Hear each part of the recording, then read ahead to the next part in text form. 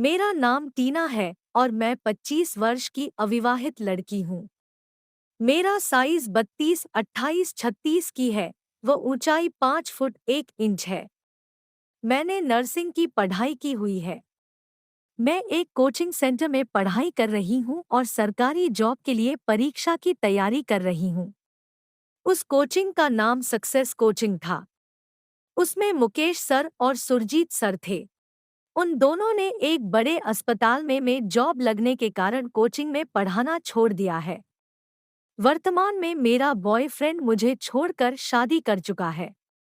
मेरे पापा रिटायर हो चुके हैं और ऐसी हालत में मैं ज्यादा दिन कोचिंग में नहीं रह सकती थी। मैं उदास रहने लगी और पढ़ाई में भी ध्यान ठीक से नहीं दे पा रही थी। क्या करती, पैसों की कमी का सोच सोच टेंशन बहुत था।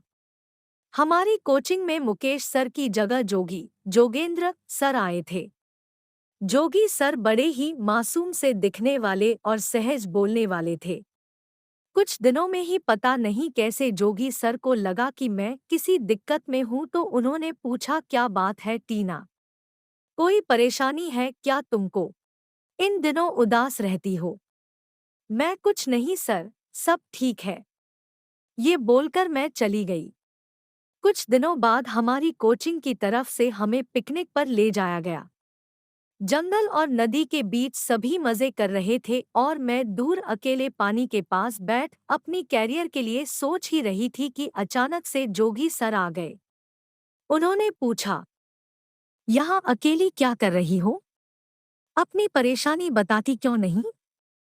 इस बार जोगी सर ने मुझे मजबूर कर दिया तो मैंने उन्हें अपनी दिक्कत बता दी। सर, पैसों की बहुत किल्लत है और मैं कोचिंग में ज्यादा दिन नहीं रह सकती। यह सुन जोगी सर हंसने लगे और बोले, बस इतनी सी बात के लिए अपनी प्यारी सी मुस्कान को हमसे छीन लिया।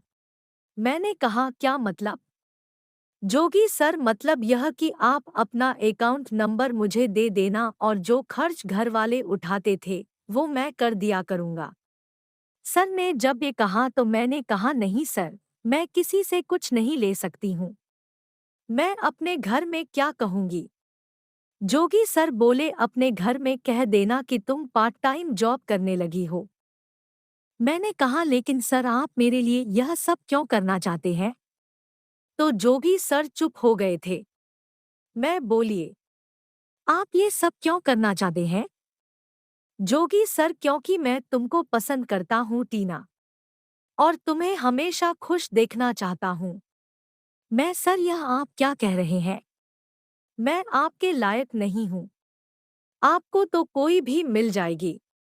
जोगी सर ने मेरा हाथ पकड़ा और मेरे करीब आकर मेरी आंखों में झांककर बोले, कोई और नहीं, सिर्फ तुम।